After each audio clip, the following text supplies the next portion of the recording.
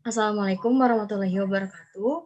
Selamat siang, yang terhormat Ibu Lisa Firhani sebagai dosen pembimbing dan Ibu Safira Fatin sebagai dosen moderator. Perkenalkan, nama saya Anissa Fitriani dengan NIM J3J 118195. Saat ini saya akan mempresentasikan hasil kajian saya yang berjudul pemanfaatan sortasi sayuran selada keriting menjadi es krim pada PD Cahaya Agribis. Latar belakangnya itu, Indonesia merupakan salah satu negara agraris, artinya sektor pertanian di Indonesia memiliki peranan penting dari keseluruhan perekonomian nasional. Menurut Tanjung, tahun 2010. Salah satu pemanfaatan sortasi sayuran yaitu dapat diolah menjadi pupuk organik, pestisida nabati, dan juga menjadi pangan fungsional. Pemanfaatan pangan fungsional menjadi gaya hidup masyarakat di era sekarang ini, karena masyarakat lebih memilih dan mengkonsumsi makanan yang sehat dan higienis. Lalu banyaknya limbah hasil trimming dan sortasi dari selada hijau bisa dimanfaatkan menjadi pangan fungsional, yaitu es krim yang disukai oleh semua kalangan karena es krim merupakan makanan yang digemari oleh anak-anak ataupun orang dewasa. Oleh sebab itu, es krim sangat memungkinkan dijadikan makanan fungsional. Selanjutnya ada tujuan. Tujuannya itu yang pertama, menyusun kajian pengembangan bisnis es krim selada keriting menjadi berdasarkan aspek non-finansial dan aspek finansial pada PD Cahaya Agribis.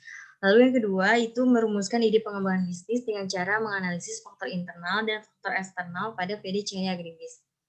Selanjutnya ada metode kajian. Metode kajian itu ada dua, metode kualitatif dan metode kuantitatif.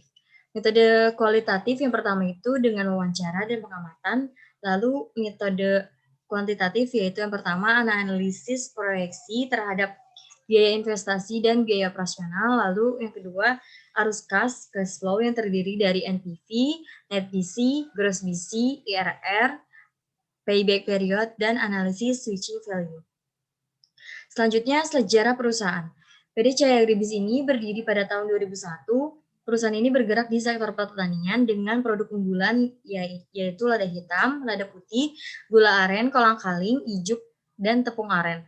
Selain produk unggulan tersebut, perusahaan ini juga mempunyai kebun hidroponik yang tergabung menjadi 15 plasma dan bersama-sama mengelola hidroponik yang tersebar di daerah Cianjur. Gabungan bisnis antara PD Cahaya Agribis, BMT Cahaya, dan PT Cahaya Farm sebagai keuangan mikro. Secara bersamaan memenuhi kebutuhan kepada petani kemitraan meliputi agroinput, technical guidance, dan mengakomodasi pasca panen. PD Cahaya Agribis ini mempunyai luas lahan seluas 1.000 meter persegi dengan luas greenhouse 750 meter persegi dan total mempunyai 11.000 lubang tanam. PD Cahaya Agribis ini menanam berbagai jenis sayuran, diantaranya selada keriting, selada lolorosa, selada romaine, pakcoy, cesim, bayang, kangkung, dan daun mint. Dalam pengadaan benih, PD Cahaya Agribis ini membeli toko pertanian di sekitar Cianjur. Lalu penentuan ide pengembangan bisnis. Itu dari hasil analisis SWOT. Yang kedua itu strategi WO, weakness dan opportunities. Dengan menutupi kelemahan serta menggunakan peluang yang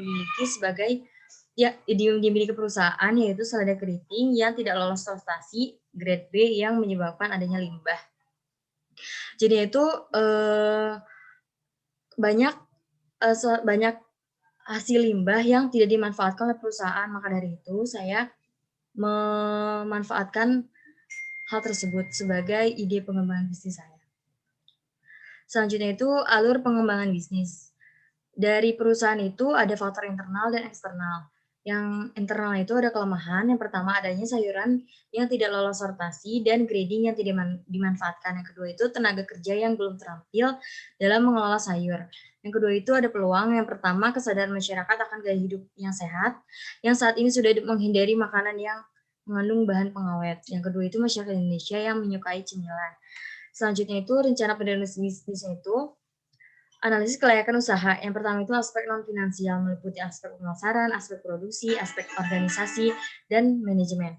Aspek sumber daya manusia, dan aspek kolaborasi. Yang kedua itu aspek finansial, itu meliputi perencanaan biaya, perencanaan penerimaan, perencanaan peningkatan penerimaan.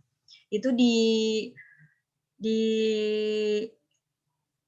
layak atau tidak layak, lalu jika layak akan dilaksanakan, lalu tidak layak akan dievaluasi. Selanjutnya itu ide pengembangan bisnis. Perencanaan produknya itu rencana pengembangan bisnis pada PDC Agribis yaitu memanfaatkan hasil sortasi selada keriting menjadi es krim. Yang pertama itu nama produknya itu Selari Ice Cream yang ukuran produknya itu 65 mili, harga jualnya itu 4.000 per cup, lalu kemasan yang digunakan itu cup plastik. Selanjutnya perencanaan dan pemasaran. Strategi pemasaran STP. Segmentasi pasar yang dilakukan untuk produk selai es krim, yaitu segmentasi yang pertama itu diperlukan untuk masyarakat Indonesia Kota Cianjur dengan segmentasi demografi pendapatan menengah ke atas. Lalu targeting untuk masyarakat yang berkunjung ke Kabupaten Cianjur yang menyukai cemilan yang sehat, namun cemilan ini juga menjadi alternatif untuk orang yang tidak menyukai cemilan, yang tidak menyukai sayuran. Lalu yang ketiga itu positioning, menjadi cemilan yang praktis dan sehat, tidak menggunakan bahan pengawet, dan slogan untuk produk ini adalah es krim sayur menyehatkan. Selanjutnya itu ada bauran pemasaran. Baur pemasaran itu es krim yang terbuat dari sayuran yang tidak menggunakan bahan pengawet. Itu produknya seperti itu. Lalu logonya. Lalu untuk harga itu yang dijual itu sebesar 4.000 per cup dengan berat bersih 65 ml. Selanjutnya ada tempat, lokasi dari pembuatan es krim ini yaitu di Jalan Pasir Gede Raya, Bojong Herang, Kecamatan Cianjur, Kabupaten Cianjur, Jawa Barat. Lalu promosinya itu secara personal selling, advertising, dan memanfaatkan media sosial seperti Instagram dan Facebook untuk mengikuti berbagai macam bazar makanan. Lalu ada alur produksinya itu dari bahan-bahannya itu dicampur, lalu dipanaskan. Setelah dipanaskan itu dicampur menggunakan tepung maizena. Lalu didinginkan di suhu kamar 27 derajat selama 5 menit. Lalu dibekukan. Setelah dibekukan itu dilakukan proses penghancuran. Di dalam proses penghancurannya itu dicampur juga dengan SP atau pengemulsi. Itu sebesar 25 gram, lalu dicampur lagi, kemudian dibekukan. Perencanaan organisasi dan manajemen, kegiatan pembuatan es krim selada ini membentuk organisasi baru, yaitu 1 orang ketua, 1 orang bendahara, 1 orang sekretaris, dan 2 orang bagian produksi, serta 1 orang bagian pemasaran.